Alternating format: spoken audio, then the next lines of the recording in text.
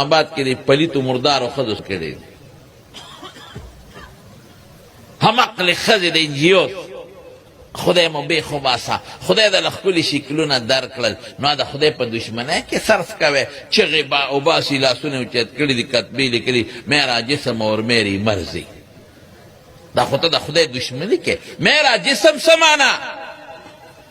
ټیک در دې وجود نه فایده خو زه اخلم دومره پورې خو خدای ماله را کړی دی لیکن د دې وجود حقیقي خالق او مالک څوک دی وایه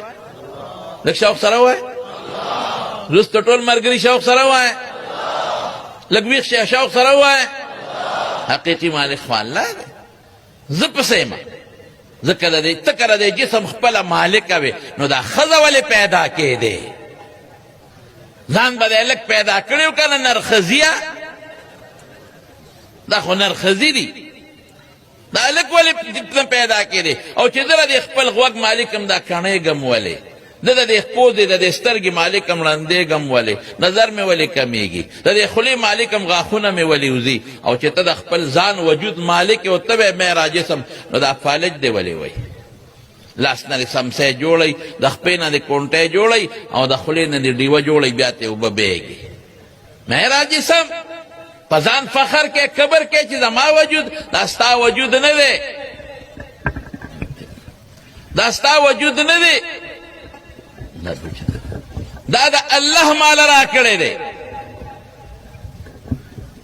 دا ماله الله دا وجود را کړی دی د دې خالق الله دی د دې مالک رب العالمین دی میرا جسم د خري لور روتې د قرآن مقابله کې او بیا وی میری مرضی دا ستا مرضی ده که دا د خدای مرضی به په مونږ کې چلیږي وایه الله خالق الله اختیار ما له خدای راکه مرضی به د الله مرضی د انسان نشته دی که د خدای مرضی استعمال کنو عیشت راضیه خوشحاله ژوند او که د بنده مرضی شوه خپله مرضی شوه د خدای نه شوه د شیطان شوه نو امه هاویه تبیده او یو مردار پکې لیکلی دی اوهو توبه باسه زما وجود زما مرضی که زه پړونی چوم که نه برقا چوم که نه ګرده بربنډه که نه زه یورپ ته دلته څه کې یورپ کې ګرده که دا د مسلمان ملک دی دا جوړ شوی د کلمې په نوم د پاکستان کا مطلب کیا لا اله الا الله محمد دلته دا دی نه چلیږي د خوا کې هندستان دلته وړه زه امریکې ته هلته چلیږه دا کار دی کوه دلته دا نه چوسېږي دلته مسلمانان دي د مسلمانانو ښځې دي مونږ خپلو وي دا ملا دا پرده جوړه کړې ده مخکې دا پرده نه وه نیکبختې دا ملا جوړه کړې ده دا خو خدای وایي یا ایها النبي قل لازواجک وبناتک ونساء المؤمنین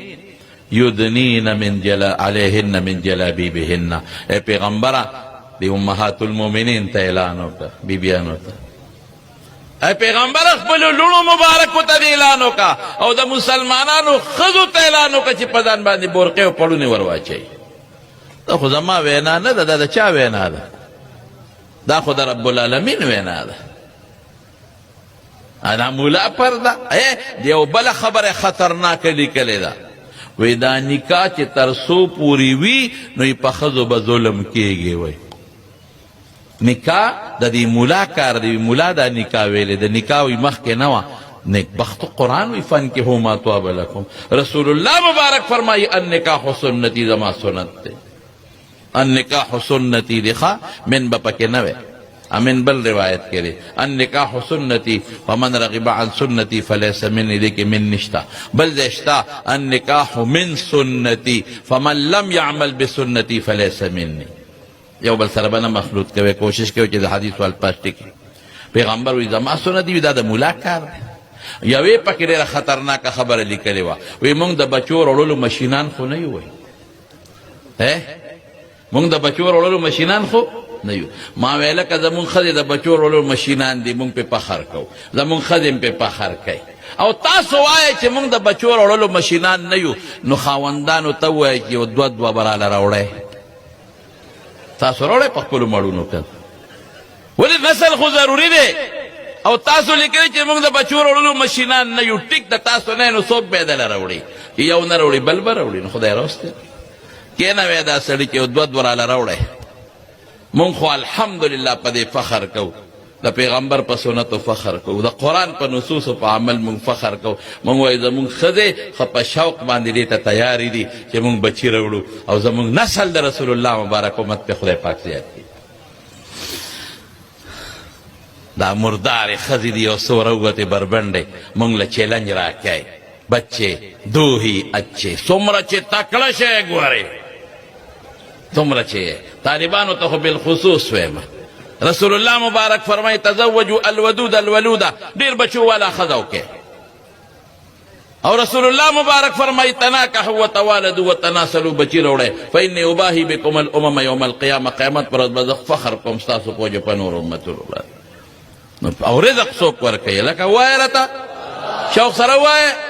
دیوی ډوډۍ به څوک ورکوي سپو له ورکوي خنزیر له ورکوي مسلمان له به نه ورکوي ما من دابة في الأرض إلا على الله رزقها الله يبسط الرزق لمن يشاء ويقدر إن الله هو الرزاق ذو القوة المتين دا یو څو ښځې راووتې پلیتې بربنډې امت شرموي او خلک شرموي زه په دغه پلارانو د لعنتې چې دغه لوڼه ساتي او ډوډۍ وله راوړي او په دغه خاوندانو د لعنتې چې دغه لوڼه ساتي او ډوډۍ ورکوي او په دغه وروڼو بچو د لعنتې چې د مردارو له ډوډۍ ورکوي دا د څو ملکونو موږ په دې ملک کې دا یو